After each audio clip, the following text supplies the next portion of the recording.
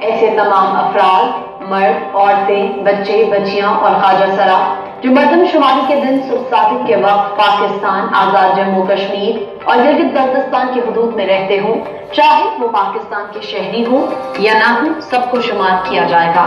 واضح رہے کہ قومی مردم شماری کے آغاز کی تاریخ کے بعد پیدا ہونے والے بچے بچیاں اس میں شمار نہیں ہوں گے،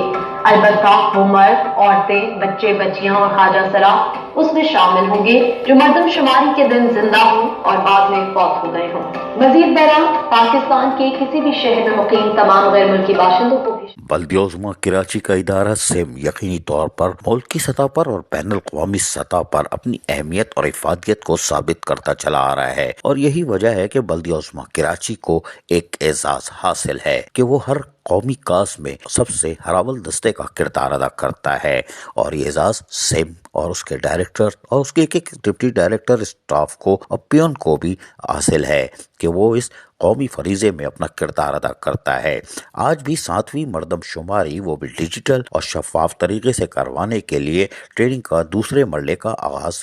جاری ہے، اور آج دوسرا دن تھا۔ بلدیہ عظمیٰ کراچی کے ادارے سیم میں ٹریننگ کا جہاں سلسلہ جاری ہے، آج ماسٹر ٹرینر کو تو ٹریننگ مکمل کی جا چکی ہے، وہ ہم آپ کو دکھا چکے ہیں، لیکن آج ان لوگوں کو ٹریننگ دی جا رہی تھی جو گلی محلے کی سطح پر جا کر ڈیٹا جمع کریں گے، جس کے لیے ان کو تمام تر ضلعی انتظامیہ وسائل فراہم کرے گی۔ قانون نافذ کرنے والے ادارے بھی ساتھ ہوں گے، لیکن اس ٹریننگ کے لیے جہاں لوگوں کو یعنی کہ جو منتخب کیے گئے ہیں ان کو بھرپور ٹریننگ دی جا رہی ہے، اور ان کو حسن سلوک سے پیش آنے کا بھی کہا جا رہا ہے کہ آپ حسن سلوکی سے اور خوش اسلوبی سے اور مسکرا کر ڈیٹا جمع کریں گے، اور اس کے لیے باقاعدہ ان کو ٹریننگ دی جا رہی ہے۔ آج بھی بلدیہ عظمیٰ کراچی میں یعنی اتوار کے چھٹی والے دن بھی ٹریننگ کا سلسلہ جاری ہے۔ 7ویں مردم شماری وہ بھی ڈیجیٹل اور شفاف طریقے سے کرانے کے لیے جہاں اس کی مانیٹرنگ کی جا رہی ہے، وہیں پر یہ مرحلہ ٹریننگ کا مکمل ہونے کے بعد فروری کا پورا مہینہ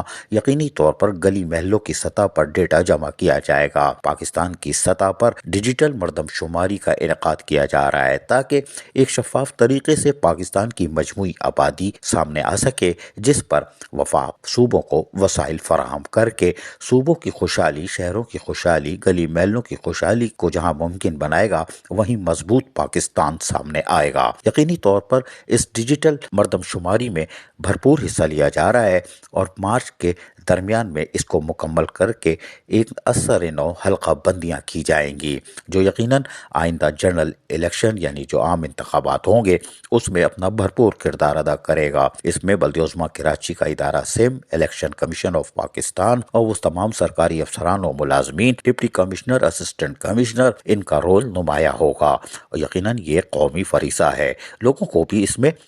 کھل کر حصہ لینا چاہیے۔ عزیز عارف، KBS بلدیاتی نیوز کراچی۔ ایسی ہی خوبصورت ویڈیوز فیوچر میں حاصل کرنے کے لیے ریڈ بٹن پر کلک کر کے اور بیل آئیکن کو پریس کر کے ہم سب کے سبسکرائبر بننا مت بھولیے۔